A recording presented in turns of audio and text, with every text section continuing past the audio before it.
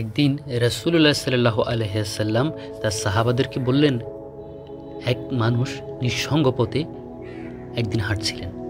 চারপাশ ছিল নিস্তব্ধ, উপরে কোনো সূর্য নেই, চারদিকে মেঘের ছায়া। হঠাৎ একটি মেঘের ভেতর থেকে ভেসে এলো এক অদ্ভুত আওয়াজ।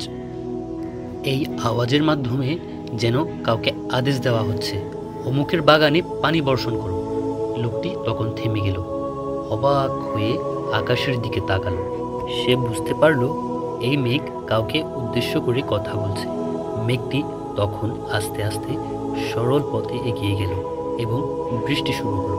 কিন্তু মজার ব্যাপার হলো, সেই বৃষ্টি কোনো শহর, মাঠ বা গ্রামে নয়, বরং পড়লো একটা নির্জন পাথুরে জায়গায়। বৃষ্টি শেষে দেখা গেল পানি জমে একটা ছোট খাল তৈরি হলো, আর সেই পানি বয়ে যেতে যেতে ঢুকে পড়লো এক বাগানে। তখন মানুষটি অবাক হয়ে গেল। সে ভাবল, দেখি তো এই বাগানটি কাদের। সে খালের ধারা ধরে বাগানের দিকে এগিয়ে গেল। সেখানে পৌঁছে সে দেখল একজন লোক দাঁড়িয়ে আছে।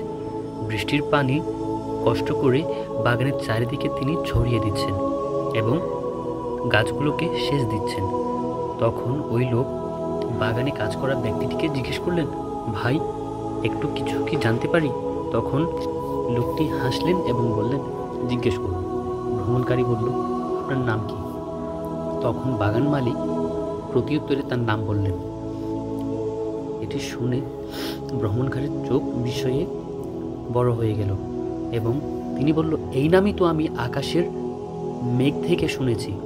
একটি কণ্ঠ বলেছিল যে অমুক ব্যক্তির বাগানে পানি বর্ষণ করো। বলুন তো ভাই, আপনি এমন কি করেন যে কারণে আল্লাহ সুবহানাহু তাআলা আপনার নামে মেঘকে আদেশ দেন? তখন বাগান মালিক নত স্বরে বলেন, আমি আমার এই বাগান থেকে যে ফল পাই তা 3 ভাগ করি। 1 ভাগ আমি দান করি অসহায়, দরিদ্র ও অভাবীদের জন্য, আর 1 ভাগ আমি ও আমার পরিবার ব্যবহার করি, এবং অপর ভাগ বিক্রি করি, এবং তা থেকে উপার্জিত অর্থ আমি এই বাগানের পেছনেই খরচ করি, যাতে এটি টিকে থাকে। এটাই আল্লাহর রহমত। যে মানুষ দান করে আল্লাহর সন্তুষ্টির জন্য, আল্লাহ তার জন্য এমন ব্যবস্থা করেন যা সে নিজেও কখনো কল্পনা করতে পারে না। সে গোপনে দান করেছিল, কিন্তু আল্লাহ আকাশের মেঘে তার নাম ঘোষণা করলেন। আপনি কি ভাবেন যে গোপনে দান, সৎ কাজ ইত্যাদি আল্লাহ সুবহানাহু তাআলার অজানা থেকে যায়? না, প্রতিটি নেক কাজের সাক্ষী থাকেন আল্লাহ সুবহানাহু তাআলার নিয়োজিত ফেরেশতারা, আর আল্লাহর এর প্রতিদান দেন নিজে। তাই গোপনে দান সর্বোত্তম। আল্লাহ সুবহানাহু তাআলা বলেন, তোমরা যদি গোপনে দান করো তবে তোমাদের জন্য তাই উত্তম। সূরা আল বাকারা আয়াত 271। সদকা শুধু অর্থ নয়, বরকতের উৎস। বাগান মালিকের দানের কারণেই তার বাগান আকাশের পানি পেয়েছিল।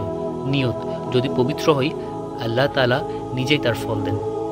তাই আসুন আমরা আমাদের জীবনে এমন কিছু কাজ রাখি যা কেউ জানবে না, শুধু আল্লাহ সুবহানাহু তাআলাই জানবেন। হয়তো আমাদের নাম উচ্চারিত হবে আসমানের কোনো মেঘে, যেমন বলা হয়েছিল, তুমি যাও এবং অমুকের বাগানে পানি বর্ষণ করো।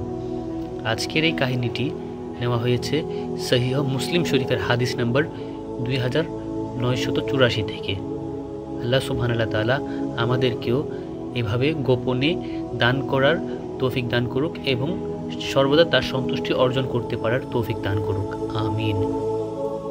আমাদের ভিডিওটি ভালো লাগলে তা লাইক, কমেন্ট এবং শেয়ার করুন। আর রোজ এরকম নতুন নতুন ইসলামিক সত্যি কাহিনীগুলো জানতে চাইলে আমাদের ইউটিউব চ্যানেলটি সাবস্ক্রাইব করুন এবং ফেসবুক পেজটি ফলো করুন। জাযাকাল্লাহু খায়র।